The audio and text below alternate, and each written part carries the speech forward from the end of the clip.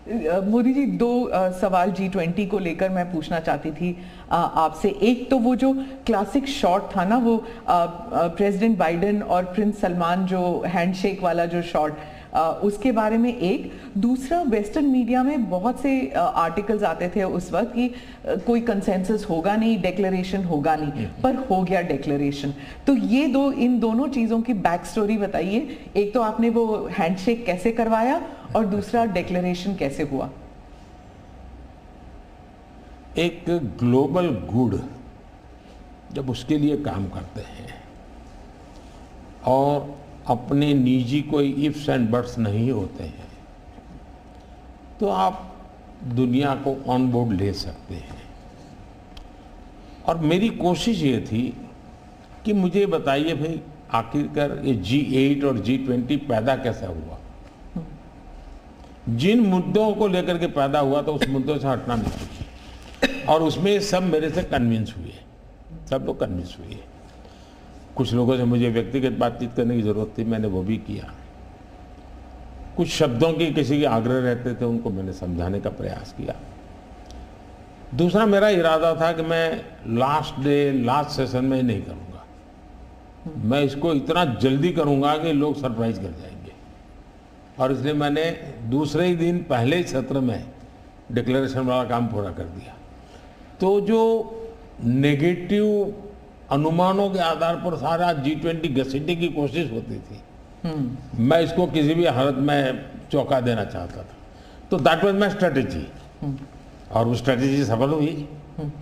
और मुझे खुशी है, जहाँ तक दुनिया के उन देशों को क्यों लाए साथ, कैसे लाए। देखिए, सिल्क रूट की चर्चा हम बहुत समय से सुनते आए हैं। सिल्क रूट किसने बनाया, कैसे बना, कोई हिस्ट्री अवेलेबल नहीं है। तो सिल्क रूट चल पड़ा और यानी इवॉल्व हुआ धीरे धीरे। हम लोगों ने ये जो IMEC की दिशा में हम गए हैं, ये बहुत बड़ा गेम चेंजर बनने वाला है, और आने वाले हजारों साल उसका इम्पैक्ट है। जैसा सिल्क रूट का इम्पैक्ट हजारों साल रहा, वैसा इसको इम्पैक्ट रहने वाला है। और उसमें मैं सबको विश्वास हुआ कि भाई हाँ, ये तरीका है। उसमें गल्फ कंट्रीज का भी पॉजिटिव और प्रोएक्टिव रोल था। भारत ने एक अच्छी भूमिका निभाने का भारत को अवसर मिला। US, यूरोप हमारे साथ थे, और सबको लगा कि एक कॉन्क्रीट पॉजिटिव आउटकम निकलेगा, तो हम उसको लेकर के मिलते थे। तो उसमें स्वाभाविक था कि सऊदी किंग और प्रेसिडेंट बाइडेन और दोनों के साथ मेरी अच्छी मित्रता है, तो मैं किसी का भी हाथ भी पकड़ सकता हूँ, किसी की बात भी कर सकता हूँ। पर्सनालिटी पॉलिटिक्स भी आता है ना, क्योंकि देखिए आप कि अगर हम विदेश नीति की बात करें तो खाड़ी के साथ जो हमारे रिश्ते बेहतर हुए हैं, उसके लिए बहुत से लोग कहते हैं कि it is because of your personal intervention. आपको सम्मान भी दिया गया था वहाँ पर। तो चाहे ईस्ट एशिया हो या वेस्ट एशिया हो, इसमें पर्सनालिटी पॉलिटिक्स कहाँ तक इम्पोर्टेंट है कि आप उनके जो राष्ट्रपति हैं या प्रधानमंत्री हैं, उनके साथ आपका वाइबिंग होता है, आप उनके साथ बातचीत करते हैं और वो फिल्टर डाउन होता है। फिर कहाँ तक इसमें पर्सनालिटी पॉलिटिक्स भी है? मैं समझता हूँ कि इसके अलग अलग व्यू हो सकते हैं और सब सही हो सकते हैं। एक मत स्ट्रॉन्ग है कि पर्सनालिटी कल्ट या पर्सनल रिलेशन, ये बहुत ज़्यादा इन चीज़ों में नहीं डाले थे। एक मत है, स्ट्रॉन्ग मत है। मुझे लगता है कि हमारी डिप्लोमेसी अगर प्रोटोकॉल में फंसी रहेगी तो हम परफॉर्म नहीं कर पाएंगे। डिप्लोमेसी की ताकत भी इनफॉर्मल में भी है, प्रोटोकॉल में ही ऐसा नहीं है। प्रोटोकॉल में ज़्यादा पोजीशनिंग होता है, पहले कौन आएगा, पहले कौन हाथ मिलाएगा वगैरह, उसी में समझ जाता है। तो मैंने शुरू से देखा कि भाई, जैसे मेरी शपथ हुआ था, बड़ा इंटरेस्टिंग है। मैंने तय किया कि मैं सार्क देशों को 2014 की शपथ, हाँ 2000 पहली बार सार्क देशों को बनाने का मेरे मन में विचार आया। और उसके पीछे कारण ये था क्योंकि मेरा चुनाव प्रचार में मुझ पर आरोप एक ही था कि ये मोदी जो कि राज्य से आया है, ये देश की राजनीति क्या समझेगा, विदेश नीति क्या समझेगा, ये तो डुबो देगा। ये चुनाव प्रचार का मेरा खिलाफ के जो मुद्दे थे उसमें एक बड़ा महत्वपूर्ण मुद्दा था। सब लोग मेरी मजाक उड़ाते थे, तो मुझे लगा इनको एक ही एक्शन से मुझे जवाब दे देना चाहिए, बोलने की जरूरत नहीं है पहले दिन से। तो मैंने शपथ समारोह में सार्क देशों को बुलाया। उसके पहले मैंने बैक चैनल से उन सबसे सहमति ले ली थी, ऐसा तो नहीं हो सकता कि कोई, और सब लोग आए। मेरा शपथ हुआ। फॉरेन मिनिस्टर अभी तो हमारा बना भी नहीं था,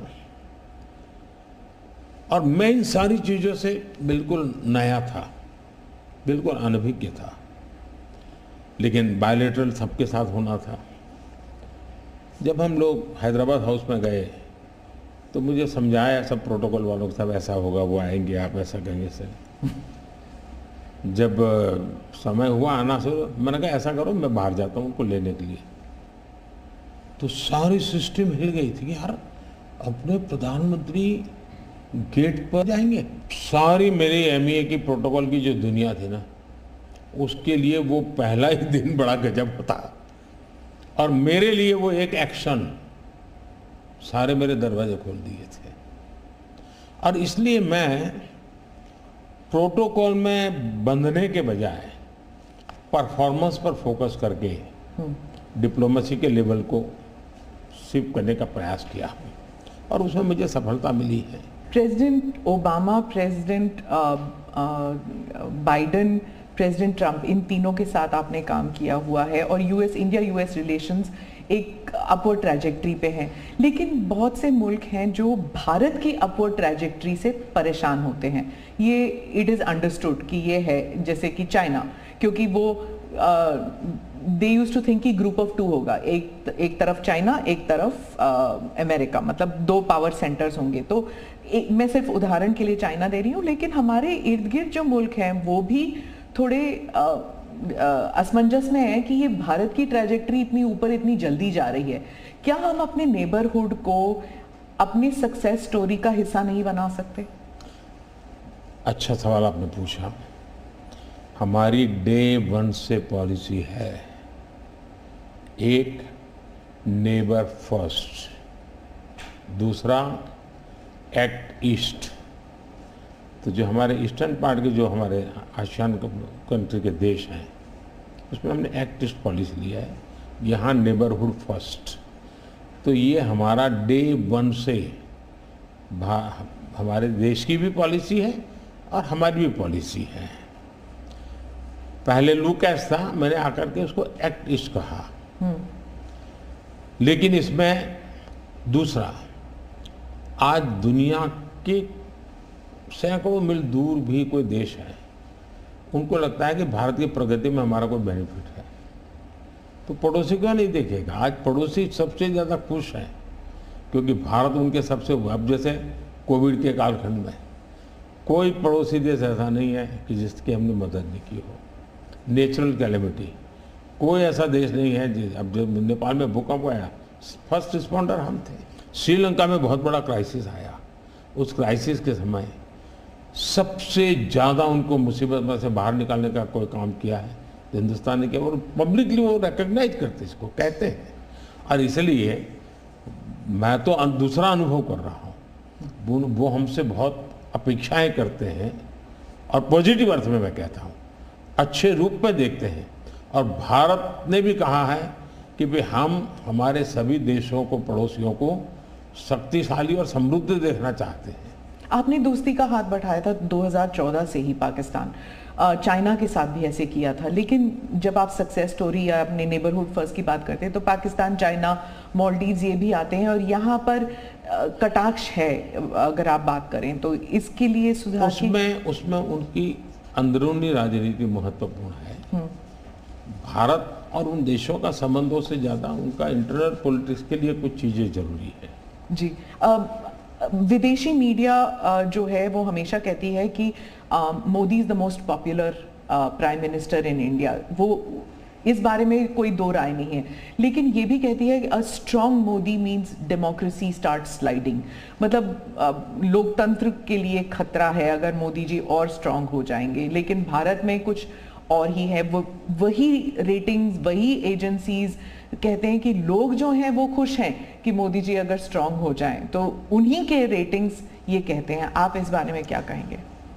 पहली बात है कि उनकी टर्मिनोलॉजी क्या है और उनके इस कंक्लूजन पर आने का आधार क्या है, ये अपने आप में एक रिसर्च का विषय है। लेकिन मैं ये समझ नहीं पाता हूँ कि जिस देश में 6 लाख पंचायतें चुने हुए लोगों से चलती हो, दुनिया में कोई देश ऐसा है जहाँ 6 लाख पंचायतें और नियमित रूप से चुनाव जहाँ होते हैं, इतने राज्य, अनेक पार्टियों की सरकारें, हमारे देश में शायद ही कोई ऐसी पॉलिटिकल पार्टी होगी जो कहीं सत्ता में ना हो। तो ये सब होने के बावजूद अगर ये कहना कि सर्वसत्ताधीश कोई बन रहा है, तो ये तो मुझे लगता है उनको जानकारियों का अभाव है हिंदू। दूसरा, अगर मोदी सर्वसत्ताधीश के रूप में रहता तो G20 में मेरे अगल बगल में ही कर रहा है। मैंने तो राज्यों के पास, क्योंकि डेमोक्रेटिक कैरेक्टर है ये हमारा। मोदी जी एक, मैं मदर ऑफ डेमोक्रेसी इसकी दुनिया में गुंज कर रहा हूं, तो उनको क्वेश्चन हो रहा है क्योंकि वो अभी भी स्वीकारने को तैयार नहीं कि भारत मदर ऑफ डेमोक्रेसी है। हाँ, एक सवाल था, यूक्रेन में जब युद्ध चल रहा था तो भारत के जो वहाँ पर छात्र थे उन्हें सुरक्षित रूप से वापस भारत लाया गया। ये एक दिल हिलाने वाला किस्सा था। इसमें आपने हॉस्टिलिटीज रोकने के लिए पर्सनल हस्तक्षेप किया था, पर्सनल इंटरवेंशन किया था, ये सुनने में आया है, तो इसके बारे में कुछ बताएंगे? देखिए, यूक्रेन की चर्चा जरा ज़्यादा हुई खिलाफ, लेकिन मैं 14 से लेकर ऐसी कई घटनाएं हैं। अगर आपने एक सुषमा स्वराज जी का एक इंटरव्यू है, आप देखिए कि कैसे यमन में से हमने हिंदुस्तान के लोगों को लाए, और सऊदी किंग के साथ मैंने बात कर करके उनसे कहा भाई मुझे वहाँ यमन से लोगों को लाना है, तो आपका बॉम्बार्डिंग चल रहा है, हम कर नहीं पा रहे हैं, मुझे कैसे मदद करेंगे?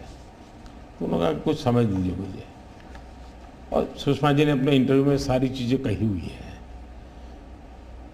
भारत की रिक्वेस्ट पर एक पीरियड रहता था जिस पीरियड में बॉम्बार्डिंग नहीं होता था, और उस समय हम हवाई जहाज़ में हमारे लोगों को निकालते। यमन से करीब 5000 लोगों को हम लाए थे। उसी प्रकार से यूक्रेन में, मेरा यूक्रेन से भी इतना ही घनिष्ठ नेता है, मेरा रशिया से भी इतना ही घनिष्ठ नाता रहा है। दोनों राष्ट्रपति के साथ में बहुत मित्रतापूर्ण मेरा रहा है। मैं पब्लिकली राष्ट्रपति पुतिन को कह सकता हूँ कि युद्ध का समय नहीं है। मैं यूक्रेन को भी कह सकता हूँ पब्लिकली कि बातचीत के रास्ते पर ही जाना चाहिए, और इसके कारण मेरी क्रेडिबिलिटी है। और जब मैंने कहा भाई भारत के इतने लोग, हमारे नौजवान फंसे हुए हैं और मुझे आपकी मदद चाहिए, और मैं आप क्या व्यवस्था कर सकते हो, फिर मैंने बताया मैंने इतनी व्यवस्था की है, आप इतना मेरी मदद कीजिए। उन्होंने मदद की, और भारत के तिरंगे की ताकत इतनी थी कि विदेशी व्यक्ति की भी भारत का तिरंगा हाथ में रखता था तो उसके लिए जगह मिल जाती थी। तो मेरा तिरंगा ही मेरी गारंटी बन गया था।